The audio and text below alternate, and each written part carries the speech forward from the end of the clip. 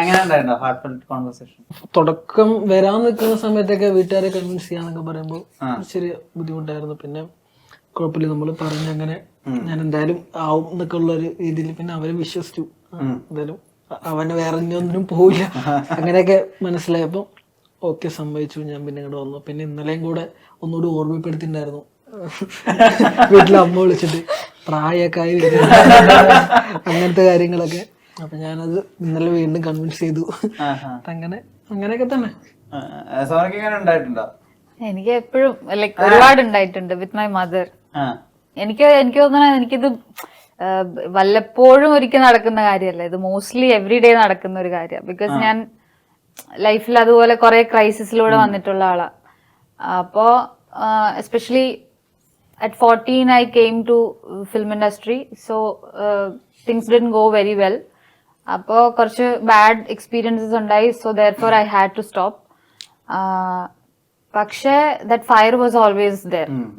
മനസ്സിലായി. പിന്നെ ആ എക്സ്പീരിയൻസസും അതിലോട്ട് കോൺട്രിബ്യൂട്ട് ചെയ്തു. ഇതെന്തായാലും ചെയ്തേ പറ്റുന്നുള്ള പ്രഷറിലായി ഞാൻ. ബിക്കോസ് ലൈക്ക് അത് പ്രൂവ് ചെയ്യേണ്ട ഒരു ബാധ്യതയായി. ഒരു ടീനേജർക്ക് എടുക്കാൻ പറ്റാത്ത അത്ര വലിയ ബാധ്യതയായി. അത് എന്തെങ്കിലും ഒരിക്കൽ ലൈഫിൽ എത്തിയേ പറ്റുള്ളൂ എന്നുള്ള. So I kept making that promise to myself and my family. അപ്പോ അതിന്റെ കണ്ടിന്യൂഷൻ ആണ് ഇതും, ഈ ഇന്റർവ്യൂ.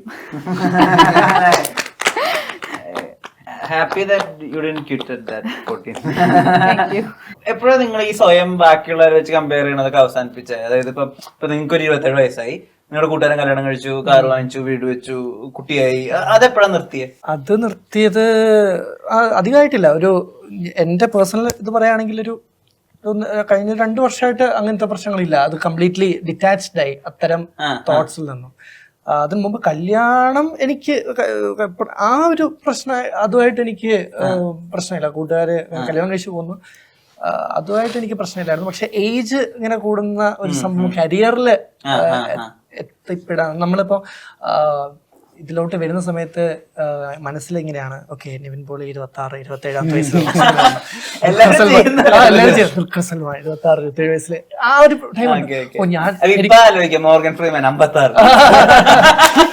അതേപോലെ. അപ്പം പിന്നെ പ്രായം അങ്ങോട്ട് മാറും തോറും ഇപ്പം ഉള്ള ഒരു തോട്ട് എങ്ങനെയാന്ന് വെച്ച് കഴിഞ്ഞാല്, ദിസ് ഈസ് മൈ ജേർണി, ഇത് എന്റെ കഥയാണ്. I don't have to compare my journey with anyone else എന്ന് പറഞ്ഞ ഒരു പോയിന്റിലേക്ക് എത്തി. അതുകൊണ്ട് ഇപ്പൊ കുറച്ച് റിലാക്സ്ഡ് ആണ്, കുറച്ച് ഫ്രീ ആണ്. ചെയ്ത് എന്റെ ജേർണിയാണ്. ഞാൻ ട്രൈ ചെയ്തോണ്ടിരുന്നാൽ മതി, എനിക്ക് വരാനുള്ളത് എനിക്ക് വരും, എനിക്ക് അച്ചീവ് ചെയ്യാനുള്ളത് ഞാൻ അച്ചീവ് ചെയ്യും എന്നുള്ളത് ആ ഒരു തോട്ടിൽ, ആ ഒരു കമ്പാരിസൺ ഇല്ലാതെ എന്റെ ജേർണി മാത്രം ഞാൻ ഫോക്കസ് ചെയ്യുന്നതുകൊണ്ട് ഭയങ്കര ഫ്രീ ആണ്. ഓക്കെ, അങ്ങനെ ആക്ടേഴ്സിനൊക്കെ വെച്ചിട്ട് ആലോചിച്ച് ഇൻസ്പിറേഷൻ എടുക്കും. ഇപ്പൊ ഈ പറഞ്ഞ പോലെ വിജയ് സേതുപതി 35-36 വയസ്സായപ്പോഴാണ് ഈ പറഞ്ഞ പോലെ അതുണ്ട്. നമ്മൾ ഓരോ വർഷത്തെ ബർത്ത്ഡേ കഴിയുമ്പോഴും വയസ്സ് കൂടുകയാണല്ലോ. അപ്പൊ നമ്മളെക്കാൾ ലേറ്റ് ആയിട്ട് ഇൻഡസ്ട്രിയിൽ വന്ന ആൾക്കാരെ വെച്ച് നമ്മള് ആശ്വസിക്കാൻ ആശ്വാസം കിട്ടുന്ന സ്റ്റാർ ആരാ? ഡൗൺ ആയി പോകും ചില സമയത്ത്. എന്റെ ഏജിലൊക്കെ ലാലേട്ടൻ ചെയ്ത് ആലോചിക്കുമ്പോഴേ 26-26 രാജാവിന്റെ മകൻ.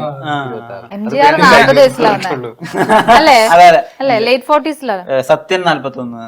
ഫ്രണ്ട്സിന്റെ എനിക്ക് ഈ ഒരു പ്രശ്നം ഉണ്ടായിരുന്നു. ഇൻസ്റ്റാഗ്രാമിൽ ഇങ്ങനെ സ്റ്റോറീസ് കാണുമ്പോ നമ്മുടെ കൂടെ പഠിച്ചവരെ കല്യാണം, കാറ്, ഇങ്ങനത്തെ ഐറ്റം കാണുമ്പോ നമ്മള് പിന്നെ അവസാനം ഞാൻ അത് നിർത്തി പരിപാടി. ഇപ്പൊ എനിക്ക് ബ്ലോക്ക് ചെയ്യല്ല, എന്താ പറയാ, ആ തോട്ടെടുക്കില്ല. പക്ഷെ ഇപ്പൊ എനിക്ക് ആ പ്രശ്നമില്ല. അത് എപ്പോഴാണ് നിർത്തിയെന്ന് എനിക്കറിയില്ല. പക്ഷെ ഇപ്പൊ അങ്ങനത്തെ ഒരു കുഴപ്പമില്ല.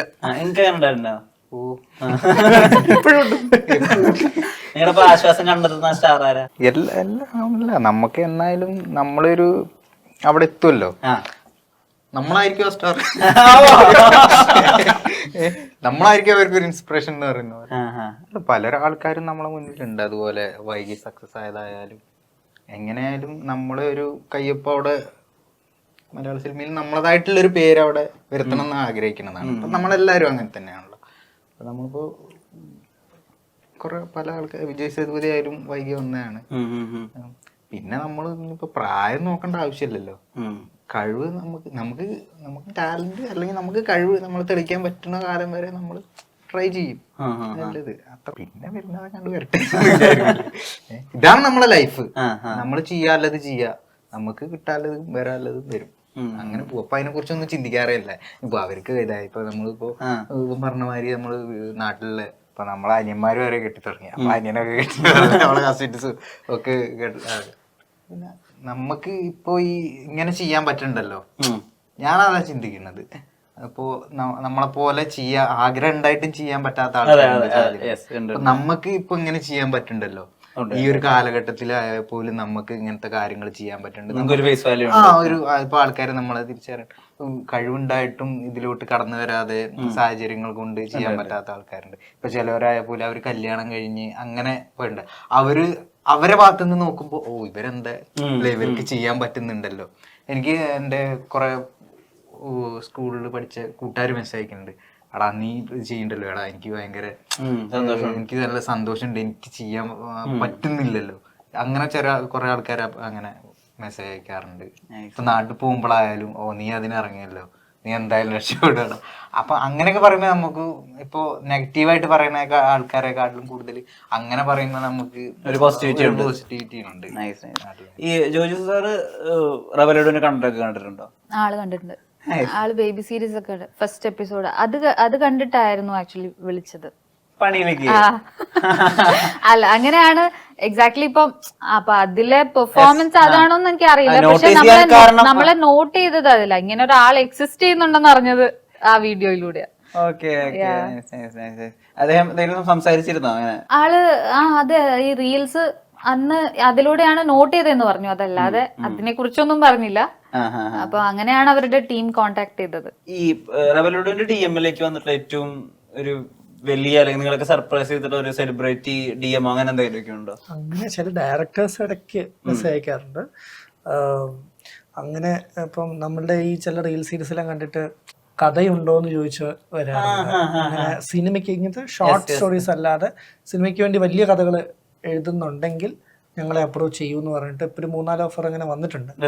ഡയറക്ടേഴ്സും പിന്നെ പ്രൊഡക്ഷൻ ടീമിലുള്ള ഒരു 3-4 ഓഫേഴ്സ് ഈ കഴിഞ്ഞ ഒരു വർഷത്തിനുള്ളിൽ അങ്ങനെ വന്നിട്ടുണ്ട്.